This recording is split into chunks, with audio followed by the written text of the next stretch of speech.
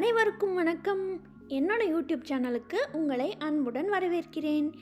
இன்றைக்கி நம்ம பார்க்க போகிற ரெசிபி வெஜிடபிள் மசாலா. எப்படி செய்கிறதுன்னு பார்க்கலாமா? வாங்க வீடியோக்குள்ளே போகலாம். இதற்கு தேவையான பொருட்கள்: எண்ணெய் 3 டேபிள் ஸ்பூன், கடுகு 1 டீஸ்பூன், சோம்பு 1 டீஸ்பூன், கருவேப்பிலை 1 கொப்பு, இஞ்சி பூண்டு விழுது 1 டேபிள் ஸ்பூன், பெரிய வெங்காயம் 1 நறுக்குனது, மீடியம் சைஸ் தக்காளி 1, மஞ்சள் தூள் 1/4 டீஸ்பூன், மிளகாய் தூள் 1 டேபிள் ஸ்பூன், உப்பு தேவையான அளவு, கேரட், உருளைக்கிழங்கு, பட்டாணி, காலிஃப்ளவர் தலா 1/4 கப். ஒரு வாணலியில் 3 டேபிள் ஸ்பூன் எண்ணெய் ஊற்றிக்கலாம். எண்ணெய் நல்லா காஞ்சதுக்கப்புறம் கடுகு நல்லா பொரிஞ்சதுக்கப்புறம் சோம்பு, கருவேப்பிலை, நறுக்கி வச்சுருக்க வெங்காயம். இப்போ வெங்காயம் வதங்கினதுக்கப்புறம் இஞ்சி பூண்டு விழுது ஆட் பண்ணிக்கலாம். இஞ்சி பூண்டு விழுது நல்லா பச்சை வாசம் போகிற அளவுக்கு வதக்கிக்கணும். நல்லா வதங்கிருச்சு. இந்த ஸ்டேஜில் தக்காளி ஆட் பண்ணிக்கலாம். தக்காளி நல்லா மேஷ் ஆகணும். இப்போ பார்த்தீங்கன்னா தக்காளி நல்லா மேஷ் ஆகிடுச்சு, வதங்கிருச்சு. இப்போ நம்ம மஞ்சள் தூள், மிளகாய் தூள், உப்பு சேர்த்துக்கலாம். நான் கலருக்காக காஷ்மீரி சில்லி ஆட் பண்ணியிருக்கேன். உங்களுக்கு வேணும்னா ஆட் பண்ணிக்கலாம், இல்லாட்டி ஸ்கிப் பண்ணிக்கலாம், ஆப்ஷனல் தான்.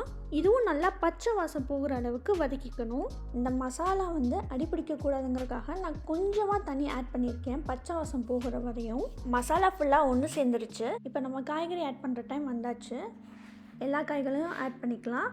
உங்களுக்கு என்ன காய் பிடிக்குமோ நீங்கள் அதை கூட ஆட் பண்ணிக்கலாம். இந்த காயும் மசாலாவும் நல்லா மிக்ஸ் ஆகணும். ஒரு 5 நிமிஷம் நல்லா மிக்ஸ் பண்ணதுக்கப்புறம் நான் 1/4 கப் தண்ணி ஆட் பண்ணுறேன்.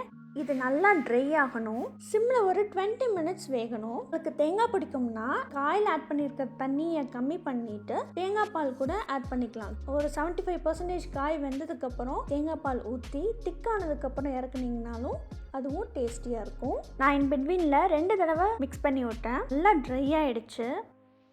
இப்போ நம்ம சர்வ் பண்ணுற டைம் வந்தாச்சு.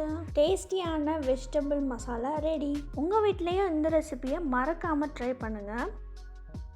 ட்ரை பண்ணி பார்த்துட்டு இந்த ரெசிபி எப்படி இருந்துச்சுன்னு கமெண்ட்டில் சொல்லுங்கள். உங்களுக்கு இந்த வீடியோ பிடிச்சிருந்துச்சுன்னா லைக் பண்ணுங்கள், ஷேர் பண்ணுங்கள், கமெண்ட் பண்ணுங்கள். மறக்காமல் என்னோடய யூடியூப் சேனலுக்கு சப்ஸ்கிரைப் பண்ணுங்கள்.